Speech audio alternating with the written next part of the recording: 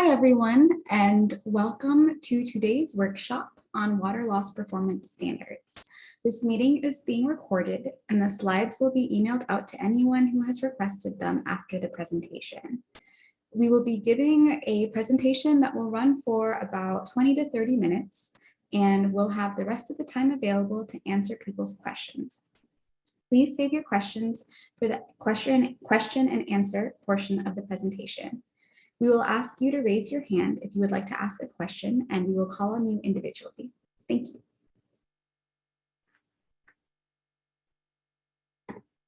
My name is Betty Girma, and I will start off the presentation with an overview of the regulation and later hand it over to Bethany, who will cover the second half. Today, we'll address a variety of topics in this presentation. First, we will discuss the purpose and overview of the workshop. And then we will look into the regulatory components, the specific provisions for disadvantaged communities, the economic model parameters, and how to update default model parameters. Then we'll look at ways to increase the standards where benefit cost ratios are less than 1. Then we'll look into alternative compliance pathways, variances and adjustments, and enforcements. And then we will review the standards that were released in December 2021. The purpose of this workshop is to explain the proposed regulation and standards to all interested parties, to communicate the ways interested parties can be involved in the formal rulemaking process, to explain how suppliers can submit updates to default data, and to answer any questions that stakeholders may have. In 2015, the state legislature passed Senate Bill 555, which established water loss and reporting and validation. It required the state board to develop and adopt standards for water loss for urban water suppliers while incorporating life cycle assessments. Urban retail water suppliers are defined as suppliers providing water for municipal purposes to more than 3,000 customers or supplying more than 3,000 acre-feet of water annually. This slide provides a timeline of the regulatory context with the passage of Senate Bill 555 in October 2015 through February, where we will have the end of the formal rulemaking process and a hearing.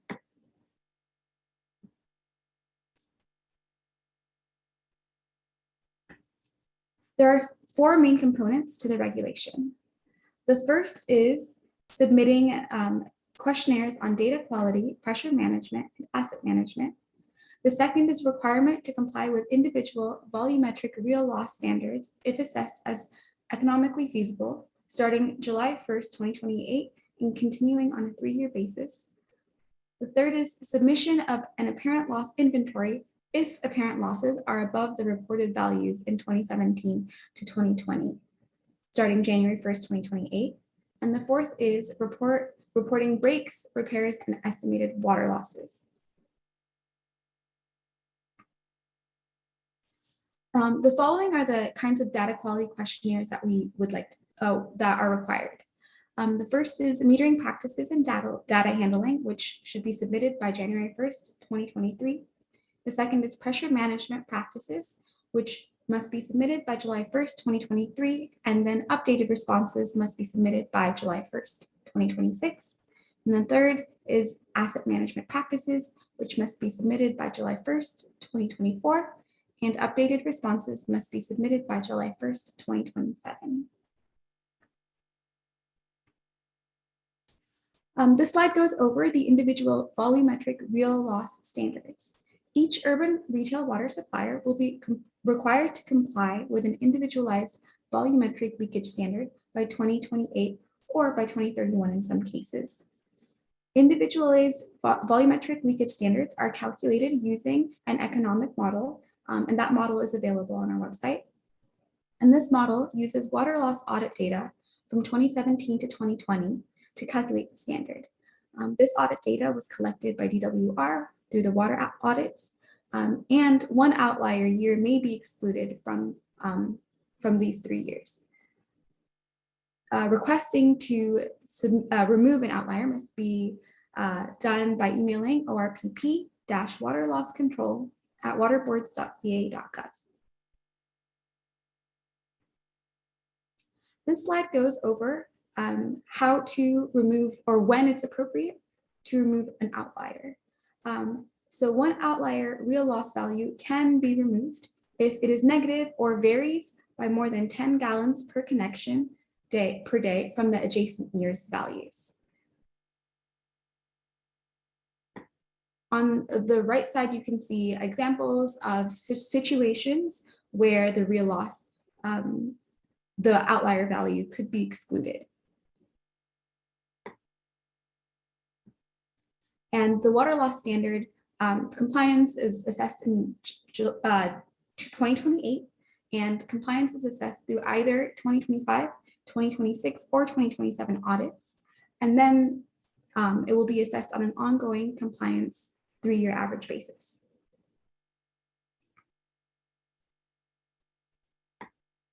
As I said previously, the first compliance period assessment will use only one of the following years: 2025, 2026, or 2027. For example, if you meet your standard in 2025, then you are in compliance for the first assessment. Continued compliance will be assessed in 3-year cycles based on the average real loss of the preceding 3 years. An exceedance of 5 gallons per connection per day above the standard is allowed.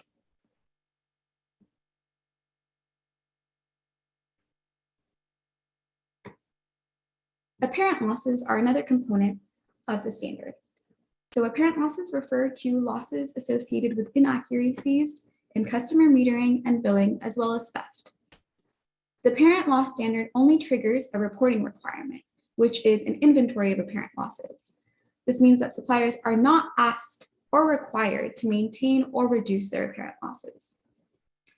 The apparent loss standard is equal to the baseline standard, which is the average of the losses reported from 2017 to 2020, the average of the apparent losses reported from 2017 to 2020. If a real loss outlier is removed, the same year of apparent loss data will also be removed from the apparent loss baseline calculation. If apparent losses exceed the baseline for any compliance period with an allowed variation of 5 gallons per connection per day, suppliers must submit a detailed inventory of apparent losses to the State Water Board. This is an example of the inventory that we would like to see. And this is due within 6 months of being informed by the State Water Board of exceeding apparent loss standards.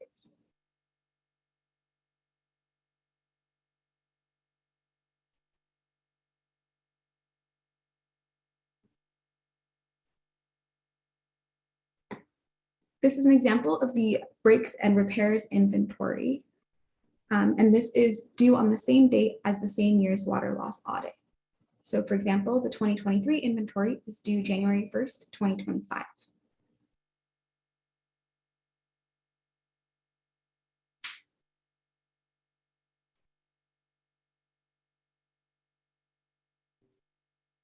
And we can go back to these slides later during the question and answer portion if you have any specific questions on them or want to take a more detailed look at them.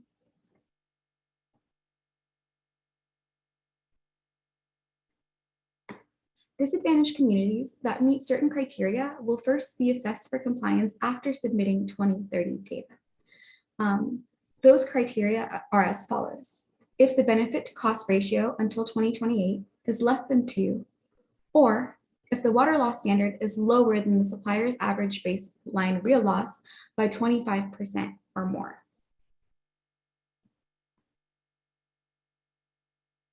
Now I'm going to hand it over to Bethany, who will go over the economic model as well as other components of the standards.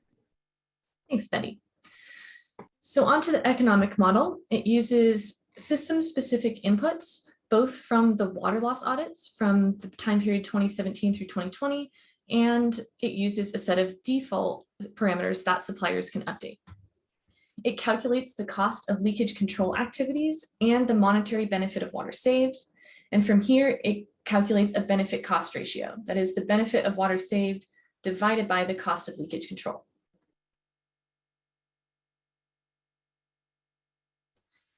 So here are all the inputs that are in the economic model. Starting on the left, we see the column of inputs that we get from the audits, and these will be the average of the baseline period. That is the baseline real loss, the length of mains, the number of service connections, the variable production cost of water, and the operating pressure. In the middle, we have the defaults that can be updated by suppliers. The rate of rise of leakage, the infrastructure condition factor, or ICF. And for those of you not sure where to start, starting with the ICF is a good option. The annual background leakage, the annual reported leakage, the annual unreported leakage, the average leak detection survey frequency. This is the parameter that was optimized by UC Davis in their presentation and model. This is also the only parameter that you can submit updates for without data. So if you intend to use a different survey frequency than you are currently using, then you can submit that to us for the model. We also have the unit average cost of leak detection, the leak detection efficiency, the average unit leak repair costs, the marginal avoided cost of water, and the average annual rise in price of water. And for the average annual rise in price of water, we have some extra requirements. It needs to be at least as high as the real discount rate, which is 3.5%, and it needs to be developed and certified by a licensed professional engineer. Then on the right, we have the two parameters that are provided by the board and can't change. That is the real discount rate at 3.5% and the time period, which is 30 years. As we mentioned, suppliers can submit updates to the defaults in the economic model. We have an updated guidance document available on our website to help with that. And if you submit your updates by the end of the 45-day comment period, that is February 11th, then those will be included during the rulemaking process. You still have until July 1st, 2023 to submit these updates, however. And to do that, we have a new email. It's orpp-waterlosscontrol@waterboards.ca.gov. We're still going to check the old email, but please, if you can, send them to this new one. So each of these requests need to be adequately supported by documentation, except for survey frequency, as I just said. And if you need help as what kind of documentation for which parameters, we have suggestions in the updated guidance document. Any changes after July 1st, 2023 will need board approval and will be determined on a case-by-case basis. So for those suppliers with benefit cost ratios less than 1, they're not required to reduce the losses. And we will try to raise the standard to the point at which the benefit cost ratio is at least 1. So the way we raise standards is by increasing the average baseline brill loss in steps of 1 acre-foot per year. In addition, the first several years of calculations are removed from the BCR consideration. Otherwise, increasing the average baseline brill loss creates a large backlog that doesn't actually exist. So from 2027 through 2051, the benefit cost ratio is at steady state. That's when the leaks and the repairs are in equilibrium because the backlog has been taken care of. So this is the time period that we're looking at the BCR. Next slide. After the benefit cost ratio is raised to the point that it's at least 1, the new standard can be calculated. And the formula is the annual real loss times 1 minus unreported leakage fraction plus 1 year of steady state water loss. And this is the same equation that's used to calculate the regular standards, except that we're putting in the inflated real loss value as the first term instead of the baseline real loss. And once we do that calculation, if that standard is above the baseline real loss, then that will be the new standard. But if that calculation is below the baseline real loss, then they'll just have to maintain their current real loss. So we have 2 compliance pathways. The first is the compliance pathway for low loss suppliers that we've been calling an off-ramp. And the second is a compliance pathway for all other suppliers. The off-ramp. The benefits of qualifying for the off-ramp are that you don't have to respond to any of the questionnaires. You don't have to turn in the annual inventory of breaks, repairs, and estimated water losses. And you don't have to maintain a standard that's below 16 gallons per connection per day, or the equivalent 1,184 gallons per mile, regardless of what your standard is. The requirements here, which need to be met by January 1st, 2023, and we have 7 of them. The first is that your baseline audits from 2017 through 2020 show low variability, that is less than 10 gallons per connection per day, or the equivalent 740 gallons per mile per day. If there were any negative real loss values reported in those baseline audits, the cause has been identified and steps have been taken to correct it. The source water, imported water, and exported water are all completely metered.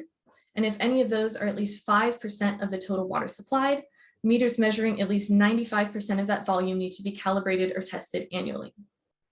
And if you don't have access to an imported water meter because it's owned by a different entity, you can receive an exemption for that portion of this requirement. All customer accounts need to be metered, excluding fire flow, with at least a 90% success in meter reading. A statistically significant sample of customer meters, or 300 meters, whichever is lower, need to be tested annually. And if unbilled metered water volume is higher than 1% of the total water supplied, then those meters need to be read at least as often as the majority of customer meters. So our second compliance pathway, those for all other suppliers, provides additional time to meet the standard. So instead of having to meet it by 2028, you'll have until 2031. The requirements for this pathway are that suppliers reduce the difference in real loss between the baseline and their standard by at least 30%. And that can be reflected in the 2025, 2026, or 2027 audits, in any one of them, not all of them. Their data validity scores need to be at level 3, or the supplier demonstrates improving validity scores. So any kind of improvement. And they need to have completed 2 full leak detection surveys. And this means 2 full cycles or going through your entire system twice with a leak detection survey. So to use this compliance pathway, suppliers would need to submit a request, and their request needs to include why they're unable to meet the real water loss target, a list of prevention activities the supplier is engaged in to prevent water loss, how the supplier is being a good steward with respect to other pieces of the conservation framework, and a plan for how they will meet the real water loss standard by January 1st, 2031. And these requests need to be approved by January 1st, 2028. So we have 3 variances and adjustments. The first is a variance for an unexpected adverse circumstance, and this will be in the form of a temporary adjustment to a standard or an extension of a compliance period. So if there's something like a wildfire or a bankruptcy or something that's out of the supplier's control that impacts their ability to comply with the standard, they can get a temporary adjustment. But the key here is temporary, and after that circumstance is alleviated, they'll go back to their regular standard. The second kind is an apparent loss standard adjustment, which can be requested if increases in apparent losses are attributable to increases in data quality. So it's very possible that suppliers during the baseline period estimated their apparent losses, and now maybe they're doing some more detailed calculations or measurements, and they find out that no, their apparent losses are actually higher than they had estimated. And so if you want to avoid submitting an apparent loss inventory every year, you can submit that information, and then we can raise your apparent loss standard. We also have a new third category. That's any other adjustment requests for any issues not already covered. You can submit those at any time, and they'll be considered based on the merits of the proposed change. And all of these variances and adjustments will be evaluated on a case-by-case basis.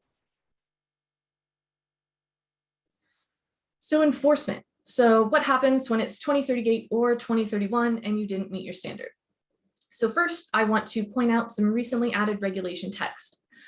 Prior to issuance of a conservation order, the board will provide the supplier an indication of their noncompliance and seek to resolve the noncompliance informally, including through alternative enforceable agreements with the supplier. So what this means in practice is that once you exceed your standard, the first step is going to be a meeting with board staff to discuss the barriers to the supplier meeting the standard. And this is going to be different for every supplier. There's going to be different reasons for everyone. And the goal of that meeting or follow-up meetings will be to come to a voluntary alternative enforceable agreement. And this would be a set of steps or requirements that the supplier has to abide by to stay in compliance instead of their standard. And so the supplier could end up using this pathway and then be in compliance. If this doesn't work, then the next escalating step of enforcement would be a conservation order. This is very similar to the voluntary alternative enforceable agreement, except that it's not voluntary. It would still be a set of steps or requirements for the supplier that they would need to follow in order to stay in compliance instead of their standard. And then the next escalating step of enforcement after that would be administrative civil liability or monetary penalties. So as some of you may have noticed, we released standards in December 2021. These are preliminary standards. They only include data submitted by July 2021. This is the set of data that was used to calculate the SWRCB values and the standardized regulatory impact assessment. And only default parameters have been used for these, and that was mostly because we only had a couple suppliers submit updates by then. After the 45-day comment period is over, February 11th, we're going to recalculate the standards with all of the data submitted up through February 11th.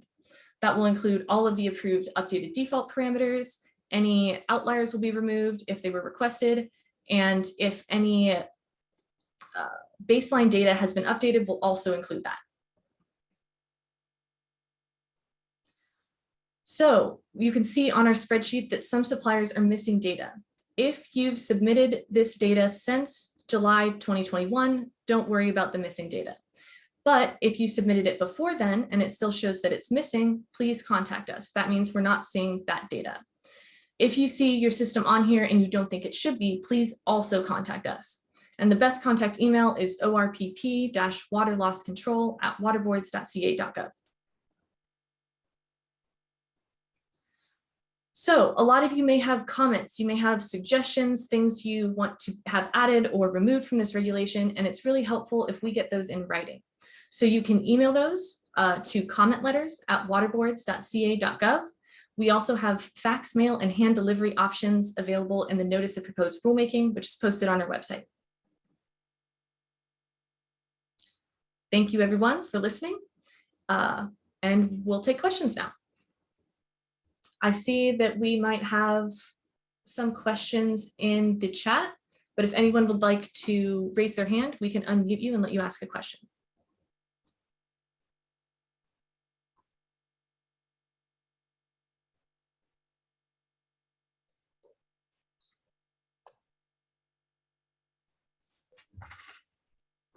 Hi, this is Fiona. Should I go ahead? Yeah. Yep. Hi, thank you so much for the presentation and also for all the work and acknowledgement of some of our previous comments that we've submitted. I very much appreciate it. One question I did have is, so we happen to be one of those agencies where you raised our BC because our BC was less than 1.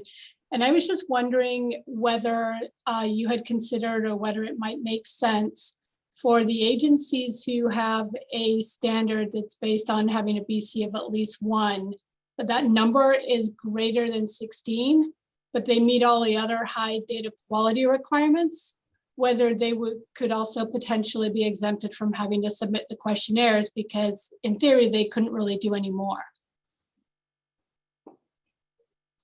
Yes, I think as part of that off-ramp, you wouldn't be required to maintain a standard below 16 gallons per connection. So if your standard was higher, you could still qualify for that off-ramp. I think that's what you're asking, right? Yeah, so let's just say you calculated our standard at, I'm trying to remember, I think it's like 25 or something. So long as we were below that 25, but we met the data quality, we wouldn't need to do the questionnaires?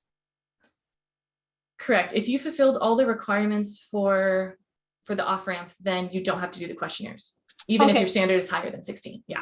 Okay, great. Thank you so much for that clarification. Next, we have Lindsay Stuvik.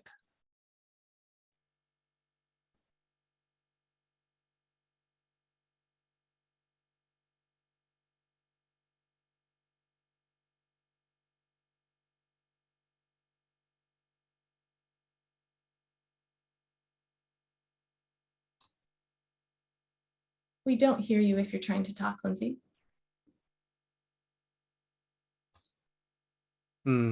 Seems to be an error. We're going to jump to Alan Wyatt and we'll come back to you, Lindsay. Alan, go ahead and unmute. Okay, can you hear me? This is Alan. Yeah, we can Hello? hear you. We can hear you. Okay, I have a couple of questions, mainly on the requirements for a non-default parameter, particularly the ICF and the avoided cost of water. What specific information needs to be submitted? Is there a protocol of analysis that needs to be followed. How will a request for a default change be assessed or judged, and who will do it? It's very vague right now as to what's enough to justify an ICF of 2, for example. So we How do. is that done? How is it done? So the supplier can submit calculations for their ICF, and we do have a like a basic calculation in our updated guidance. There's also other ways that suppliers can calculate ICF with much more detailed measurements, and any of those work, but it's the minimum is in the updated guidance document for ICF. Well, hold on, because there was the most recent guidance document only has the default. There was a previous guidance some months back that had an alternate formula which led to a higher value of ICF. Had to do with assuming a different background leakage rate, and it led to ICFs in 2, 3, 4 neighborhood. Is that guidance still allowed?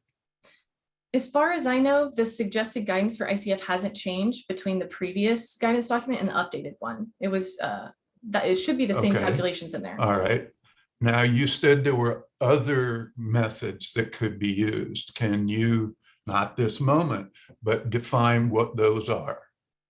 Because, somebody who's preparing an analysis doesn't know whether they're preparing the right analysis. You know what I mean? If suppliers want that guidance, we can provide it. And yeah, Well, I'm not a supplier. I'm just. I haven't gotten that question from any suppliers yet. Well, So. I know some have submitted ICFs and been approved, but it seems vague at the moment. And the same is true for the avoided cost of water. If I don't have desal and I don't buy water from Metro, the number 1275 is really not applicable. And so in the guidance document for the avoided cost of water, we list a bunch of different things that we want suppliers to consider. And so some of those are desal, but if you're not near any place that you can get desal, then the answer to that portion of it is we don't have desal as an option. I know, but so, that doesn't tell you how much the avoided cost. Well, it's completely system dependent. What are their costs? So and whatever it would cost them is what they need to provide us the information with. Well, so whether that's a contract or whether that's the cost of buying water from someone else, it's going to be different for everyone. Let's say I'm in the Sacramento Valley and I buy water from Folsom and they sell it to me at 200 an acre foot. Can I use that as my avoided cost? If that is the only other way you can get water. Yeah, if I'm already buying it from them and that's the most expensive source, because I make my own water for 100. I'm just giving a hypothetical example. And the reason we try not to answer these hypotheticals too much is because it is different and it's different for every supplier. But yes, in general, that's the direction we're going. So the highest alternate source that's currently available, is that what you would say? I would say if you had to go get more water, what would it cost you? Show us the documentation. That's very helpful. Thank you. Appreciate it. Okay, next we have Lindsay Stuvik. Thank you. Good afternoon. Thanks, Bethany, for the presentation. I just had a question, and I have not seen this before, and I'm unfamiliar with the steady state benefit cost. So I'm hoping that you could spend a little bit more time on explaining that, because when we look at our benefit cost ratios, looking out over 10, 20, 30 years, they're well below 1. But our standard hasn't been adjusted, and it's because it said that it wasn't possible to calculate it using the method that you described previously. So I'm wondering if this is an issue with the model, or if you could explain why we have a standard that's technically not cost effective, but we're going to have to stick to it. So if you could provide some explanation of that, because I notice it's not just our agency, it seems to be happening throughout the state. Yeah, so actually, Betty, could you go to the next slide? So when we raise the standard, we raise the baseline real loss at 1 acre in 1 acre foot per year steps. And then once the steady state benefit cost ratio is at least 1, we calculate the standard. And this calculation with the inflated real loss, this first term, is what we put that inflated real loss in there. This whole calculation is not reflected in the model. It's done outside of the model, so you're not seeing it. So I think that's where a lot of the miscommunication is, and maybe we should put this in the model directly so that people can see it. So in your case, that means that the calculated standard is below your baseline real loss. And we're not going to make you lower or reduce your real loss because your 30-year benefit cost ratio is below 1. So what this means, what the model is saying, is that the steady state standard, if you didn't have a backlog to reduce, then it would make sense long-term for you to lower your standard, for you to have a lower real loss. But because you have to invest all of this money in repairing the backlog of leaks, you're never going to save enough money to make the water reductions worth it. So you're just going to maintain your real loss. Did that help? No. Doesn't help. Okay. So we're happy to explain this more. We have gotten a lot of questions on this. And so your feedback is helpful that you don't understand it. And we can try to put out maybe a second guidance to explain this to everyone.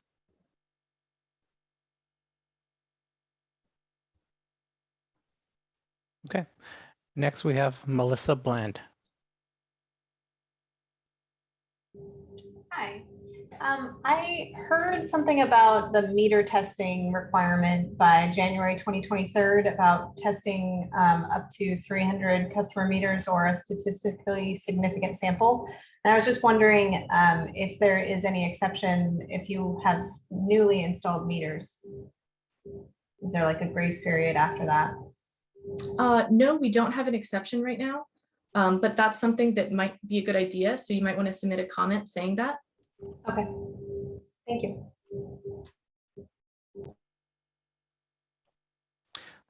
Bethany, Lindsay had a follow-up question. I'm going to go ahead and ask her to unmute again. Cool, thank you.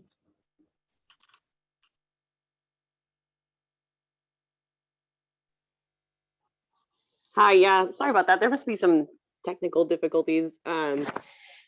Yeah, so I guess, yes, I don't understand it. And I still don't understand how we can have a benefit cost below 1 and not be put in the same category as others. So I think a really in-depth explanation, as well as publishing updated documents. So, because it's not so much, even if I understand it, it doesn't matter. My board needs to understand it. Our customers need to understand it. And because we need to be able to, defend these numbers and work with these numbers with the public. And I hadn't heard of this steady state versus non-steady state benefit cost ratio until these documents were published. So we haven't had a lot of time to prepare, understand, convey information. And when there's public information documents that are posted with this kind of information, it becomes very confusing, not just for us as staff, but for boards and for customers. So, I mean, as soon as that can be updated and disseminated, I think that would be helpful, just because I don't want it to be misinformation or misunderstood in any way. And like I said, I still don't understand it, and I'd like to understand why the model can't provide us with a number. If it's not cost effective for us, why our standard shouldn't be higher. Got it. So I want to explain something real fast, and that's when the model shows that your standard is to maintain your baseline real loss. That means that it's not using any of the calculations on the calculation sheet. So all of those, the negative benefit cost ratio, that would be in a circumstance where you had to reduce your real loss. But because it looks at that big calculation sheet and it says, oh, it's below 1, so it would be too expensive to reduce, we're just going to have you maintain. And maintaining is not reflected in those calculations because you're not having to reduce real loss, which is what that's calculating. And then I think that particular output sheet needs to be reworded and reframed, because that's the screenshot I put on my board materials, and it says at 10 years, 20 years, and 30 years, what you're doing, this standard is not cost effective. So, okay. Yeah, you have to understand how it looks from a perception, and then And like I said, I think that this is like splitting hairs a little bit because the conversation hadn't been about backlog. It had been about whether or not what the state is asking us to do is cost effective. And if it's not cost effective, it's not cost effective, whether or not I have some backlog to manage. And so that's why I think it would be beneficial to have some explanation and some updated language on that page, just to help us out as staff who have to communicate this and then implement policy and action from this. Thank you. That's really helpful. We will work on revising that. Fiona, you still have your hand up. Did you have further to add? No, sorry, I apologize. I just forgot to take my hand down. Doing it now. Thank you. Next, we have Alan Wyatt.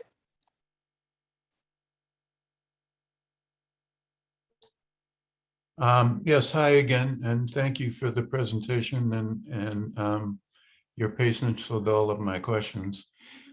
There are a couple of places where the model assumes you're doing a acoustic leak detection survey.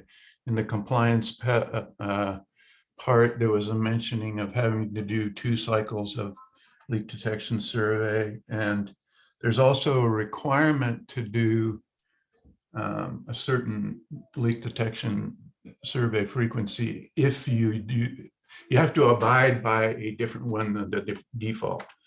But if I'm not doing acoustic leak detection surveys, if I have a network with pressure and flow sensors all over, then I'm doing instantaneous leak detection all the time. And how does the standard deal with the requirements for acoustic leak detection if you have such a continuous monitoring type network system? Currently, I don't think we're accounting for that kind of high-tech solution, but if suppliers are using that, we would love to hear their suggestions. But does that mean they don't have to abide by those requirements on survey frequency and doing 2 leak detection cycles? I mean, my first impression would be that technically they're doing like a full leak detection almost every day. So they would be abiding by that requirement. So it wouldn't be that they're exempted from the requirement. It would just be that they easily meet it. Well, I think it'd be good to specify that. I mean, there are a lot of utilities that do that. They measure night flow every night, and so they're doing continuous leak detection. That's quite common. I just think the way that the standard is worded, there are some restrictions. Maybe it's not a big one, but yeah. And you do make a good point that different technology could be different, which is why if suppliers are using that technology and they think that there could be improvements in the way that we word those requirements, that would be really helpful to submit as comments. Yeah, I mean, if I may follow up on that, one of the concerns I have is that pressure management is a very highly cost-effective method, and the way the model works now is if you have a high pressure, you get a high standard. So that sets a disincentive to reduce pressure. And if you haven't tried it, try it in the model. I mean, a number of systems with really high pressures have very high targets because they have small unreported, it's all background loss. That sets up a big disincentive and discourages pressure management, which is unfortunate. It really is a good method in many, many cases. So, I encourage you to think about a broader range of technologies than just active leak detection and control, particularly when they create disincentives for good real loss reduction. Thank you. Thank you. Next, we have Nirmala Menon.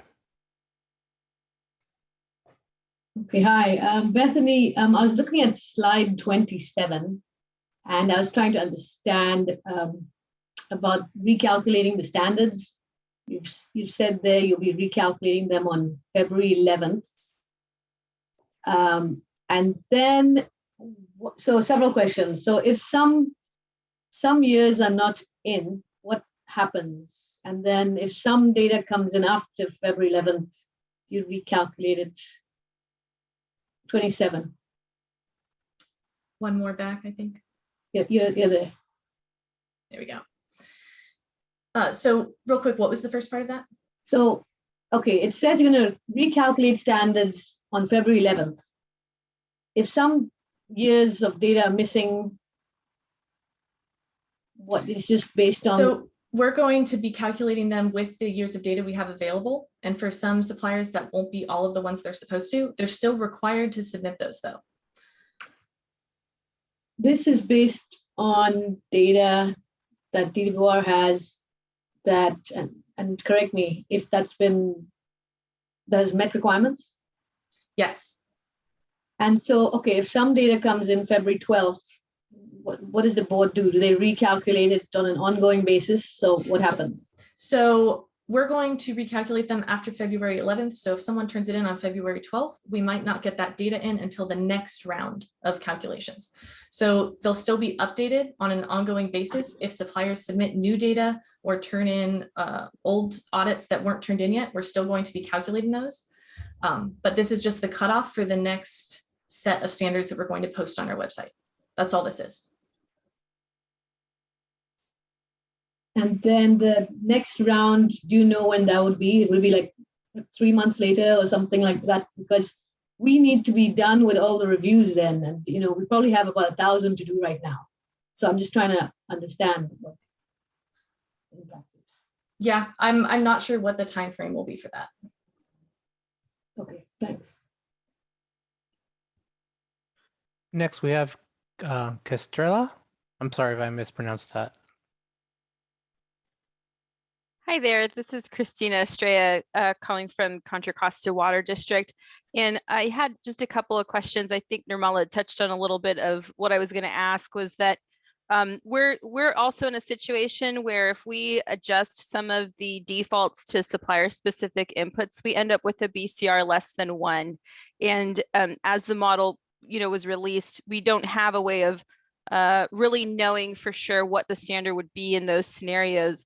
And therefore, really can't provide as substantial of comments as we might like to, because we don't really know what our standard will look like. So 2 questions would be, if you do release more documentation on how the BCRs will play into how the standard is calculated, that would be fantastic. And then would we have an extension possibly on the comment period then to have some time to look at that, or will there be an opportunity to comment after February 11th? So the formal comment period ends February 11th. There might be another comment period after that. And you're always welcome to send us informal comments just to let us know suggestions or things you think should change, things like that. As far as being able to provide you guys with updated supplier specific inputs, would that deadline still also be February 11th? No, that's January 1st, 2023. Oh, okay, great. Thank you so much. Yeah. And if you have very specific questions, like it sounds like you wanted to know specifically something about your system, you can email us and we can help you with that. Okay, great. Thank you. Next, we have Fiona. Thank you. This is just, I think, a follow-up to what Nirmala and Christina were just asking. So if we have been working to revise our water loss audits and have revalidated them and resubmitted them to DWR, will the state board be getting that data from the department, or should we also separately be sending them to the state board? Thank you for your question. We will be getting that from Nirmala, so you don't need to double submit that. Okay, thank you. Ellen, did you have a follow-up question? I see that your hand is still raised.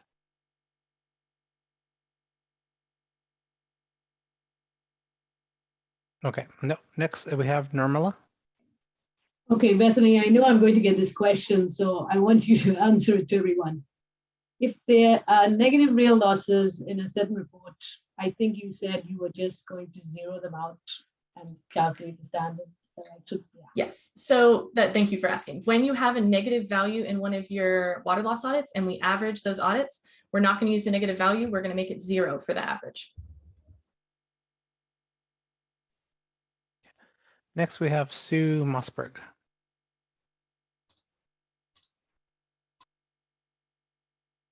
Hi, I had a question and I see that there's a couple of other questions in the chat. My question was earlier in the presentation, there was a comment about requiring an engineer to sign off on one of the adjustment requests.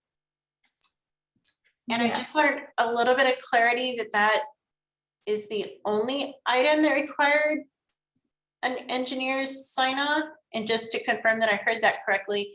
And then maybe just a comment if the presenters could do a quick look through the chat, because it appears there are a few other people that had questions, maybe that aren't raising their hands. Got it. Thanks. Yeah. Betty, can you go to the parameters slide?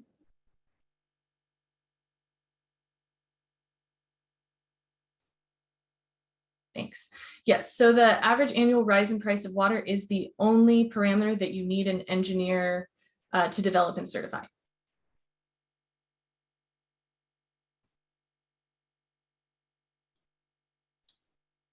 Okay, next we have Stephen.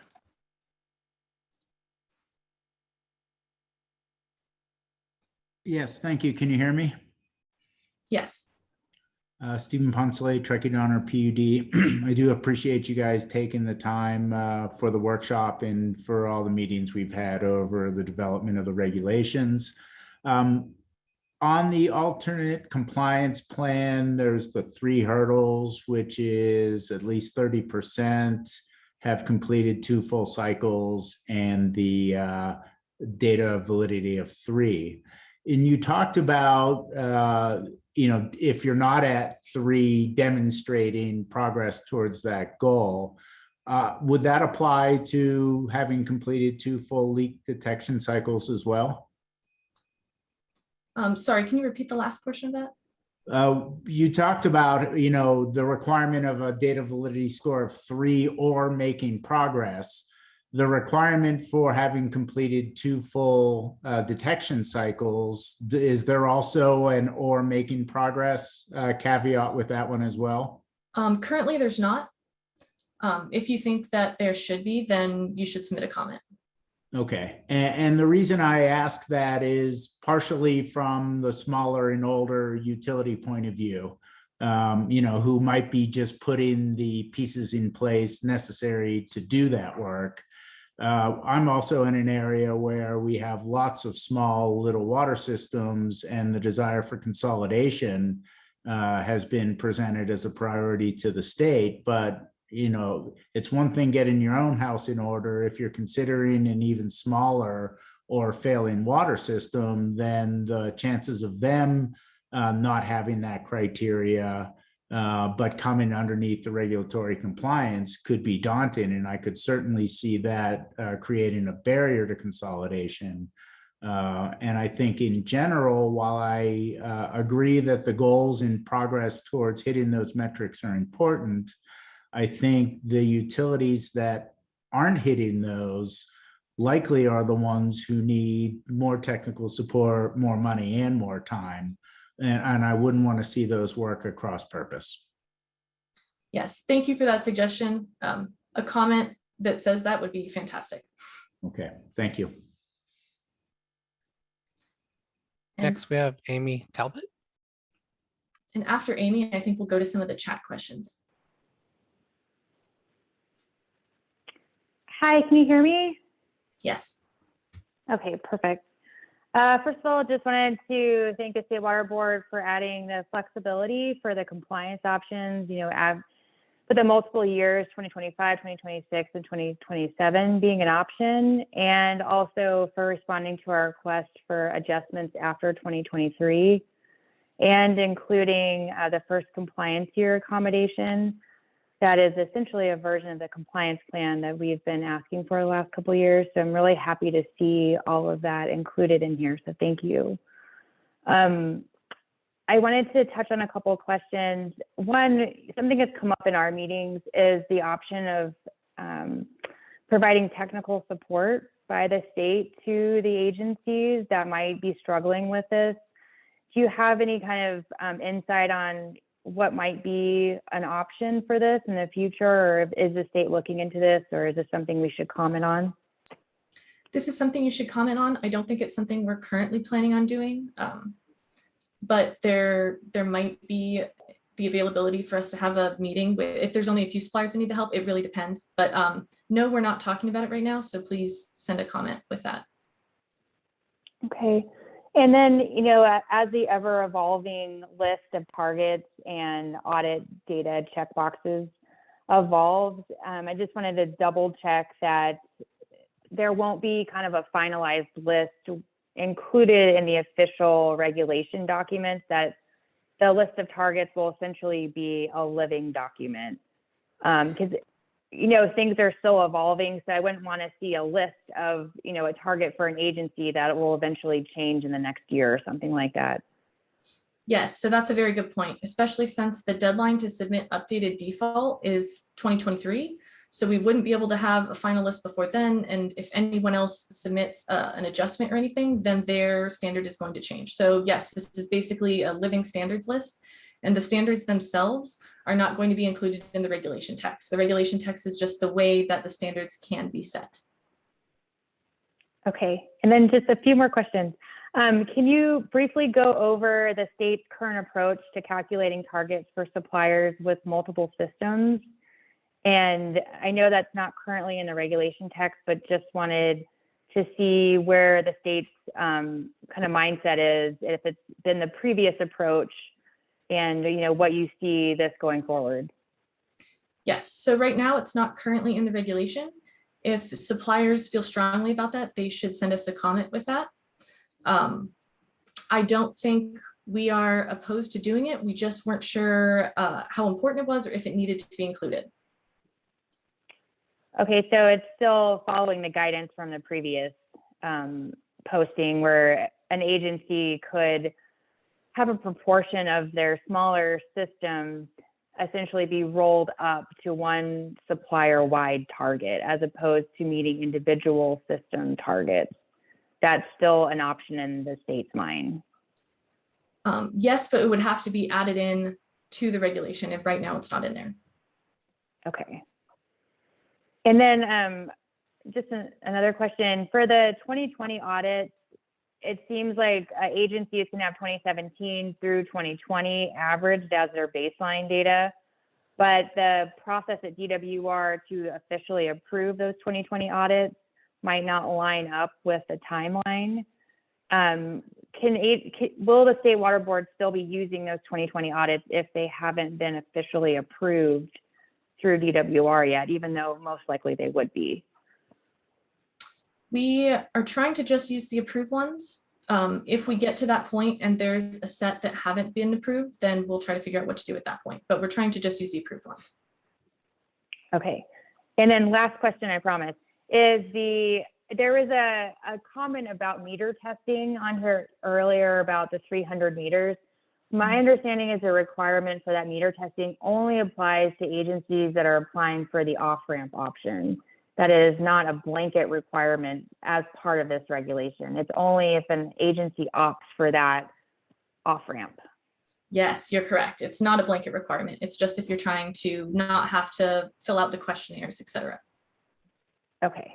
All right. Thank you so much. Thank you. Okay, I think before we go to the next raised hand, we can try to look at some of the chat questions. So the first one I see, do we have to turn in a breaks and repairs inventory with every annual water loss audit? And the answer to that is yes. It's an annual requirement unless you take an off-ramp, then you don't have to. Why does break inventory not include cost? That's a good question. We could, if suppliers think that's a good suggestion, include cost as a column on there. The screenshots we showed were suggestions. That's the minimum amount of information that we wanted. But if suppliers also want to do something like include a cost column, you're more than welcome to. Next question. Oh, it's not a question, it's a comment. Is there a template the state board will be providing so we can report accurately? So if that's referring to the inventories, then yes, we'll make those available and you could just use those if you want. As long as you have that information though, you could submit your own version of it. As long as it's in an Excel format. We have questions asking if we can get a recording of this webinar, and I actually don't have the answer to that question.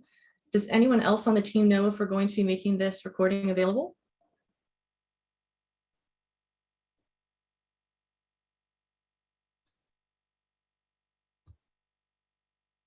Maybe not. We'll get back to you on that. When someone has the answer, if they could pop in and answer it, that would be great.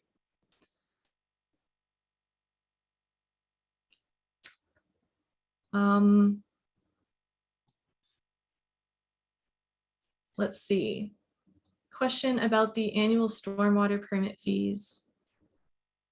Okay, I don't think this is about the stormwater permit fees, so I don't have the answer to that question.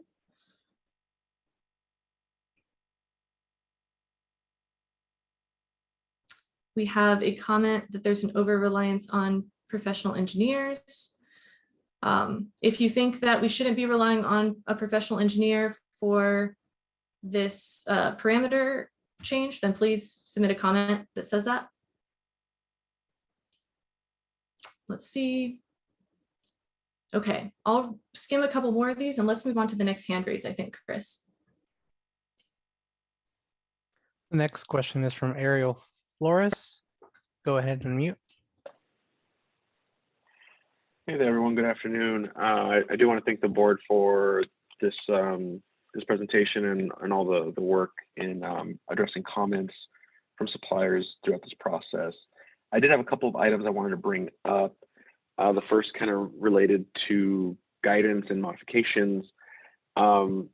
Essentially, I got a little tripped up when we were speaking earlier regarding the leak detection frequency not needing any backup or supporting material. That was mentioned earlier when in the guidance that was released on 12/13, I believe, or the most recent guidance, 12/03, does have adjustment language in there. So I was just wondering if there was any deadline or any timeline for providing an updated guidance document as we're going through these modifications, just to kind of accurately reflect that, since, you know, there are several people probably in a utility looking at these things, so we can all be on the kind of same page with the latest and greatest. Similarly, in the guidance document, regarding the unit average cost of surveying, of leak detection surveying, the adjustment requires, or, you know, kind of, yeah, states there should be competitive estimates from vendors, but for a utility like LADWP, we do most, if not all, of our work in-house. So we wouldn't really be going out to a vendor for these types of efforts. So just kind of wanted to touch base, see if that was, if our in-house estimates of what that costs would be an acceptable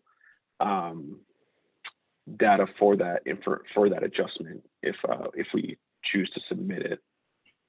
So yes, that information would work. The guidance document is just suggestions and general guidance, but for suppliers that have more or different data or under different circumstances, it's just submit the information that backs up your claim of whatever value you're submitting.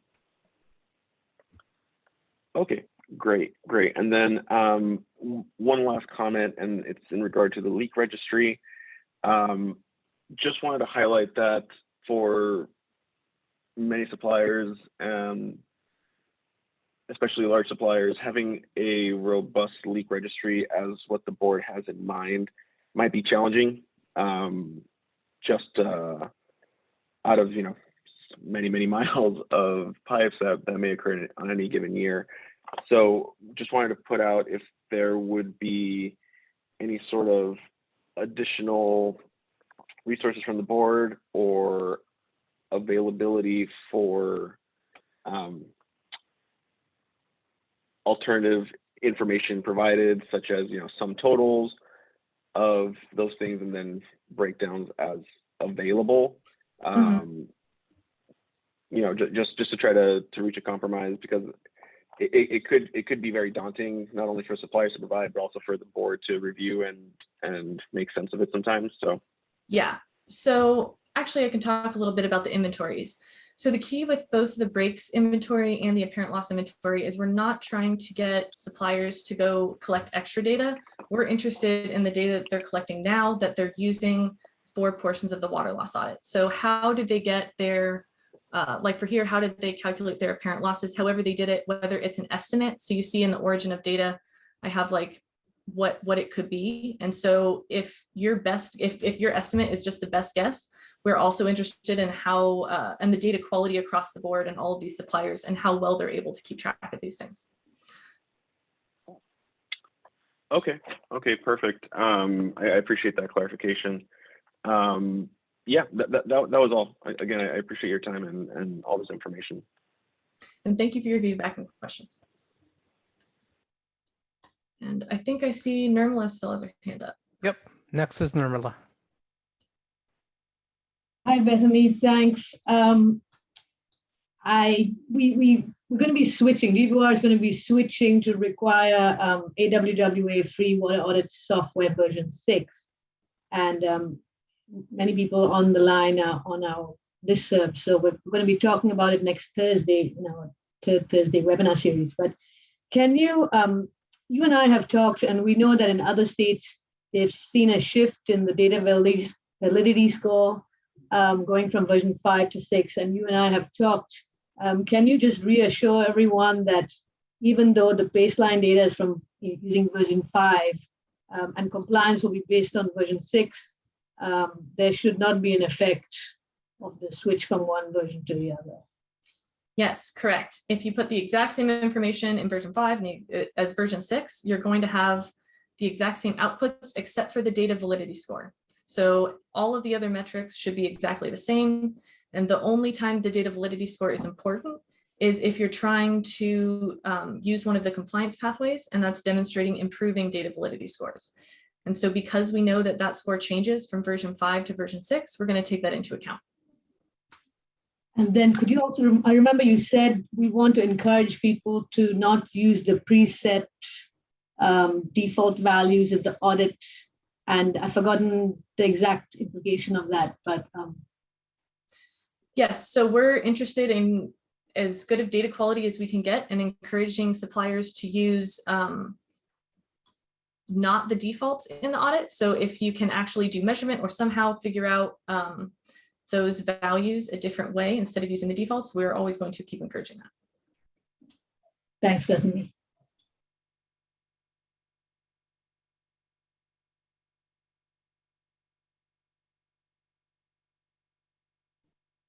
Okay.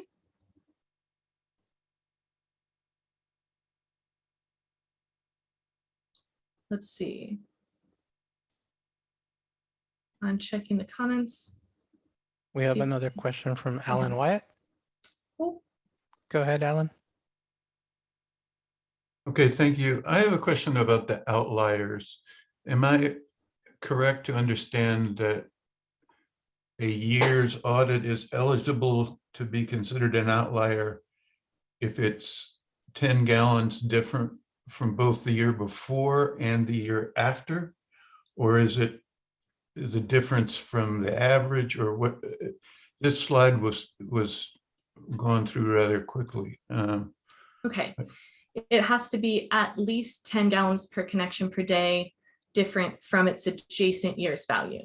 Adjacent, okay. And if the board is going to compute standards, will it pick the outliers? No, so we're going to leave outliers in. You have to request for them to be removed. Okay, sometimes in some cases, email, yeah. That's by the email. Yeah, in some cases, there's more than one option.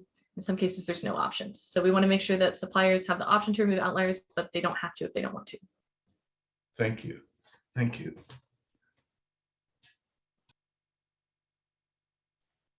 Okay, next we have Natalie.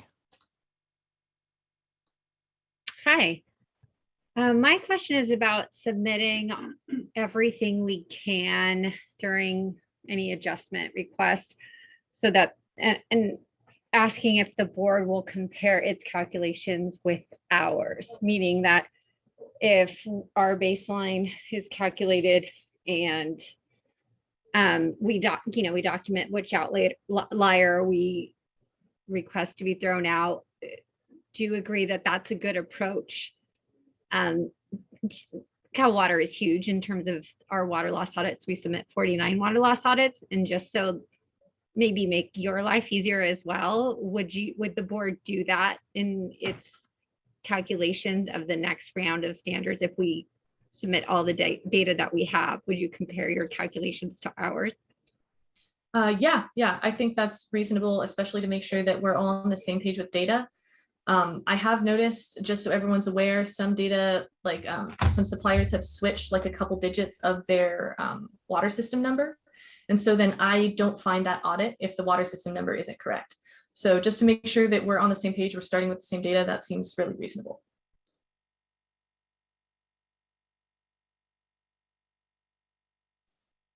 Okay, next we have Jennifer Lee.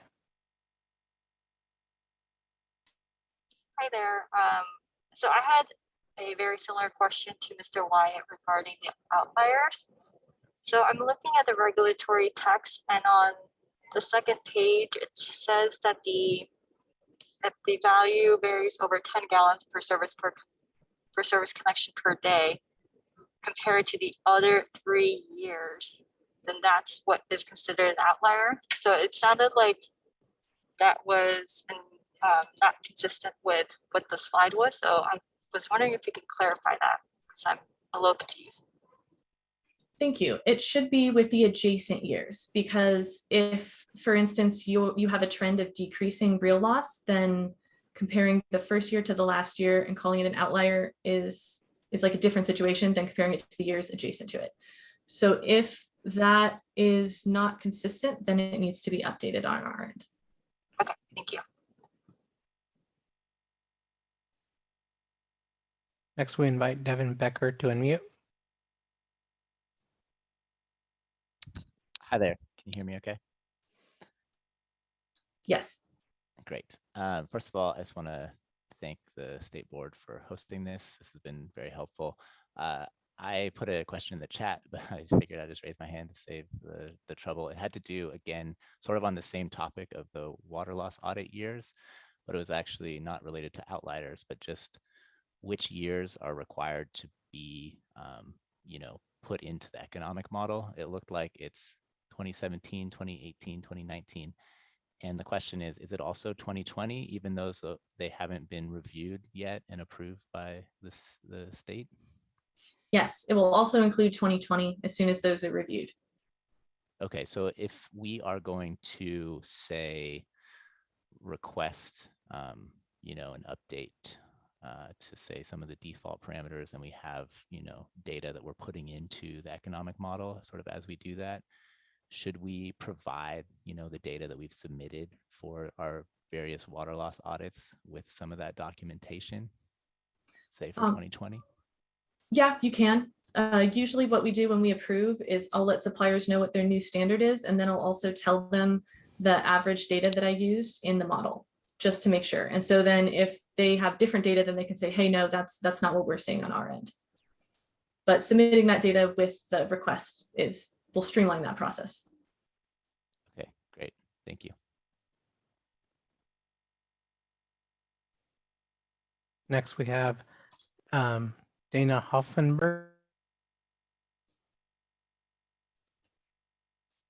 Hi, this is Dana Hoffenberg from City of Santa Barbara Water Resources Division.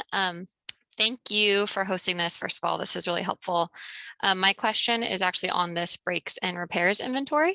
So you mentioned earlier that purpose of the inventory isn't necessarily to get us to collect data we're not already collecting. So I'm wondering, do we have to report this exact data that you have up on the columns up here? For example, our agency mostly tracks how much time our crews spend on a break, not necessarily the entire duration of the leak. Would that be acceptable, or do we have to start making sure we try and determine when we think the break started? Because that's yeah, so we're not asking you to do any guesswork, especially if you don't know when the break started. If it was a piece of information that you could start collecting very easily, then we might encourage you to do so. But no, you don't have to submit exactly this. We're trying to get a feel for what data is being collected, and this is a suggestion that we're putting out. Okay, great. That's really helpful. And then just a quick second question. I'm looking at our standard that was posted online, and I'm having a really hard time figuring out how they got to that number. Can I just email you guys directly and we can discuss it? Okay. Yeah, go ahead and email, and then we'll double check the values we used and everything. Yeah. Great. Thank you so much. Next, we have Rob Whipple. Yeah, hi, everybody. Rob Whipple with Western Municipal Water District. I was just curious on the apparent losses. It's possible I missed a workshop, but I didn't remember seeing those proposed in a previous workshop, so I was curious about that. And then also, I was curious about how the board is going to use the reported inventory of the apparent losses if it's not required for compliance. So just a little curious about that. Thanks. Yeah, so it is new to this workshop, and it's one of the more recent additions, so you didn't miss it last time. And the board is interested in doing benchmarking, both with this and with the breaks inventory, is understanding what is average, what is high, what is low for California. We know that these things are area specific, so data from other countries won't necessarily reflect what's happening in California. And so the main answer to your question is benchmarking and understanding California water losses better.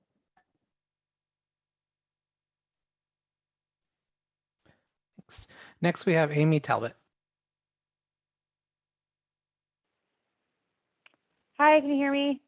Yes. Okay, great. I'm sitting here listening, and it seems like the leaks inventory is coming up a lot. And I know that it's a lot of work for agencies to put this together. And as you can kind of hear on the phone, there's kind of a variety of what's available in terms of data. I'm wondering, because of this work, if like maybe an extended timeline or something might be useful. Maybe it's not submitting it every year, but every other year or something like that, just to help with the amount of effort that agencies are going to have to go through. Just something to think about, but I've been listening, and it seems like a lot of comments are kind of focusing on these apparent loss inventories, and especially the leak log or leak inventory. Yeah, that is a good suggestion. Right now it is annually in the regulation text, but if a lot of people feel differently or they feel like it should be less frequently, then please submit that as a comment. Okay, thank you.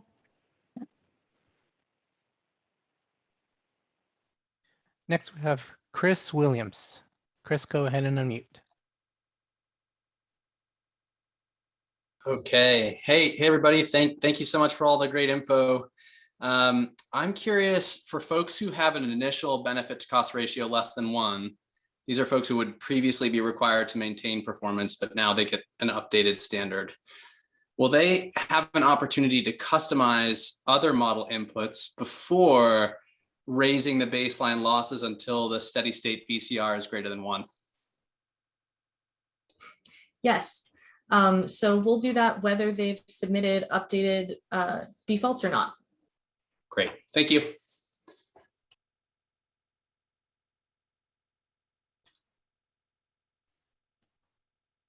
Okay. Bethany, that was our last question.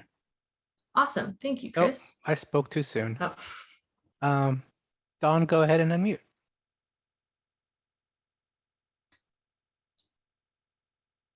Hi, this is Dawn Calciano with the City of Davis. I put a question in the chat, but I thought I'd go ahead and ask it.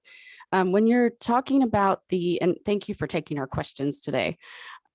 When you're talking about the leak detection surveys, are you requiring like a service that comes out and does, acoustic surveys on a, annual biannual basis? Or like we've recently purchased and will be deploying 50 to 70 movable acoustic leak detectors onto valves throughout our distribution system. So basically they'll tie in with our AMI monitoring system so that we'll become aware if there's, a leak within our distribution system, hopefully very quickly, because we do have a higher water loss reduction requirement for our city.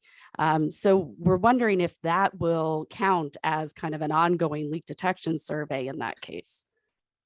Yes, I think so. There's a very strong argument that that should count. It's much more sophisticated than just the standard go through your system 1 mile at a time survey.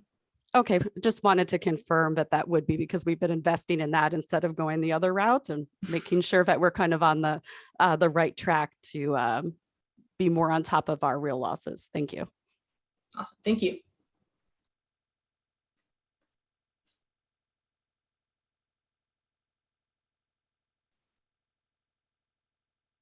Okay, Bethany, now there's no hands up. Okay, then I think I am going to skim through some of the questions here real fast, but we might be close to done if there aren't any more questions in the next 30 seconds or so. Oh, there we go. I knew it would happen. Kim, go ahead and unmute. Thanks so much for taking our questions. This has been a really great presentation. I just had a really quick question. I wanted to clarify something that was mentioned earlier related to the off-ramp.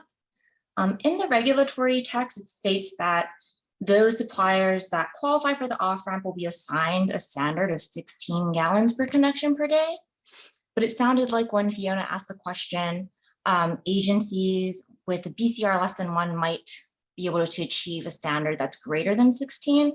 Is that the case, or will they be assigned that 16 gallon per connection per day target? Thank you for bringing that to my attention. It should be that they're not going to be required to comply with the target below 16. Okay. So if their target was 10, then it would be 16, but if their target was 23, it's going to stay 23. Great. And then one other question that came up with some of the agencies I've been talking to is whether the reporting of the repair data is repetitive with the MPES reporting that they're already required to submit. That's a good question, and I don't think I have the answer for you. Could you maybe submit that as a comment so we could double check that? Absolutely. Awesome, thank you. Next, we have Amy Talbot. Hi, I'm hoping you can hear me again. In the chat box, I put a question about the questionnaires. I know the last, I think, versions of the questionnaires were December 2020. Is staff going to update those questionnaires, or are those the ones we should be reviewing? Or do we have an idea of what the questionnaires will look like in their final version? So those are the questionnaires that you should be reviewing as part of this regulation package. So if you have suggestions or changes for them, then you can submit those as comments as well.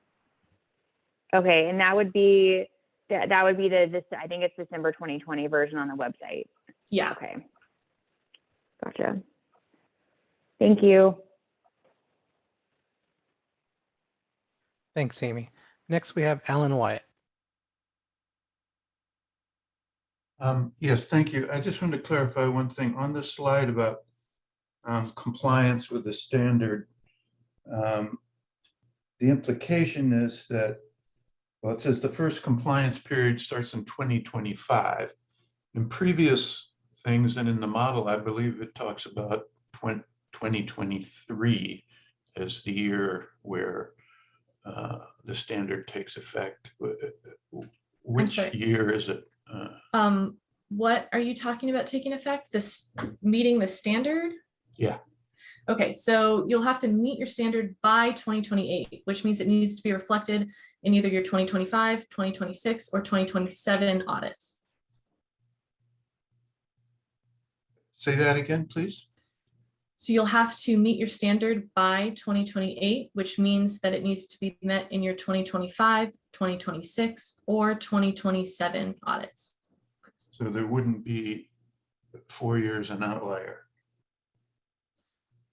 So the baseline is the period of 2017 through 2020, which is a 4-year period, and you can toss 1 year out of there if it's an outlier.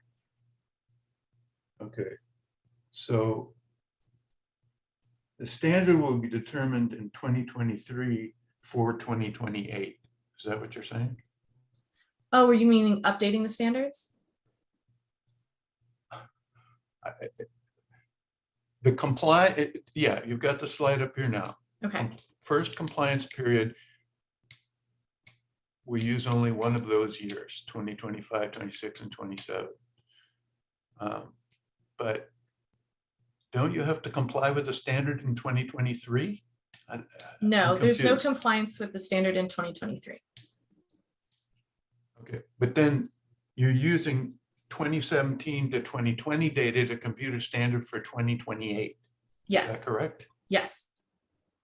Okay, so it's like a 10-year thing there, right? Yeah. So the model starts in 2022 and it calculates up through 2028. But yes. Okay. And can the standard ever be revisited? Yes. So in addition to all of the adjustments and variations we talked about, one of those was an adjustment for any reason not covered. So if for some reason you think that like your baseline no longer applies to your system anymore, or if there's some other thing, or you think your standard should be adjusted for, here's your list of reasons, submit it to us, and it'll be considered based on the merits of the proposed change. In 5-10 years, you could have major growth and change pressures, and all sorts of things can happen. Okay, thank you. I just want to get the years clear. Thank you very much. Thanks. Next, we have Melissa Bland. Yes, I was wondering for the subdivision D1 bypass option, I see that the text of the regulation says that it'll only supply to water suppliers that submit supporting documentation. Are we waiting for a request for supporting documentation? Are we assuming that you need supporting documentation for, A through I, or how does that work? Yes, so we're assuming that you need some kind of supporting documentation for A through I, even if that's just like a screenshot of documents or sending over documents that reflect that you've done those things.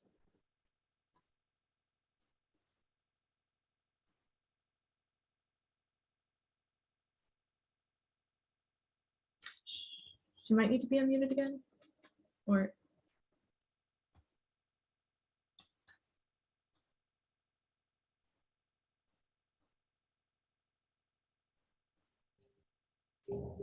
Thanks, sorry, I muted myself too quickly. So who are we sending it to? How do we know, will there be more specific instructions as far as that's concerned? So all requests can be submitted to the ORPP-water loss control email. Okay. If you're already ready to submit that, then you can submit it now. Okay, thank you. Next, we have Kim. Go ahead, Kim. Bethany, one more question here. So in the initial year of compliance in January of 2028, is there going to be a 5 gallon per connection per day buffer, or is that just in the when looking at compliance every 3 years after that? Actually, I think that I need to double check, actually. I think that there is a buffer for all of them, but now that I'm thinking about it, there might not be for the first compliance period. So give me 1 sec maybe, and I'll check that.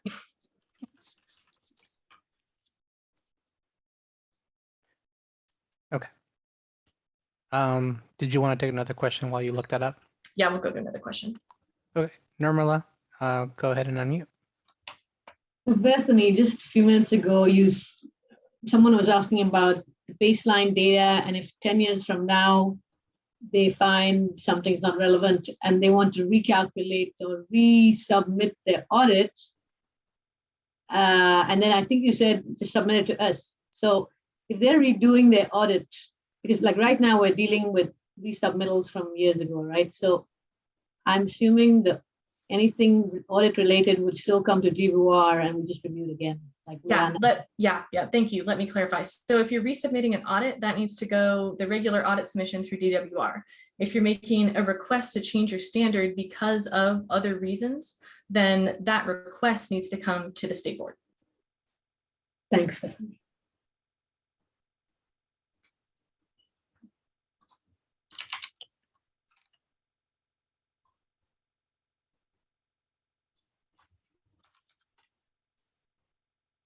Okay, there are no further questions at this time.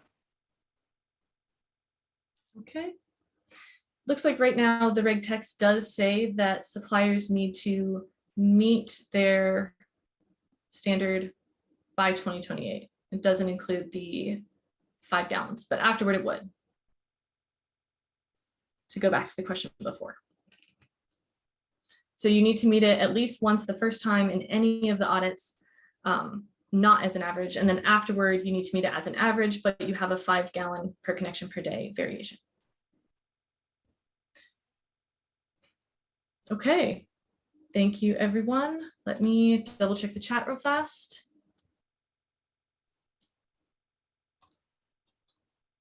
So we have a question, when are audits due after a consolidation of another system that did not previously meet criteria? Great question. You need to submit an audit for the first full year that you own the system. So if you're submitting calendar year audits, then that's the first January through December period you have the system. And if you're doing fiscal year, then that's the first July through June you own the system.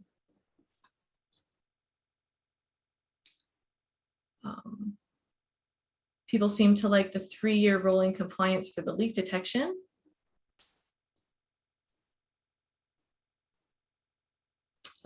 We will be sending out the slides after this. We'll start sending them out this afternoon, but if there's a lot of requests, then you might get them tomorrow. Is an outlier something? I'm not quite understanding this. If an outlier is something other than gallons per connection, does the audit need to be resubmitted with the change? I'm not quite understanding that question. If whoever asked it wants to clarify, I'd be happy to try to answer. And if anyone finds errors in the data, then you can email the ORPP-water loss control at waterboards.ca.gov.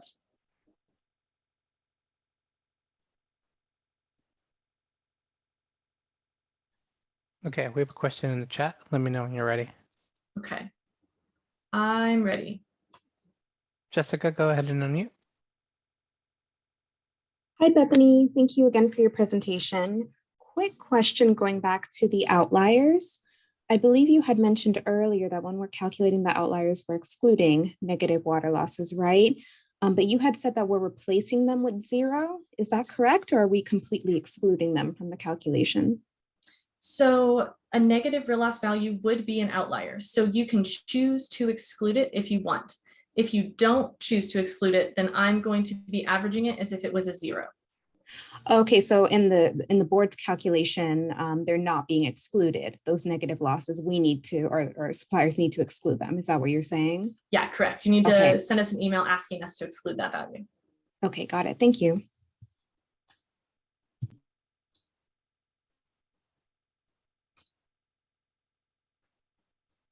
Okay, thank you everyone for attending. I appreciate all the questions and suggestions. And remember that the comment period ends on February 11th. And that's the email to submit comments is commentletters@waterboards.ca.gov. And Betty has it up to our water loss control email here if anyone needs it to contact us.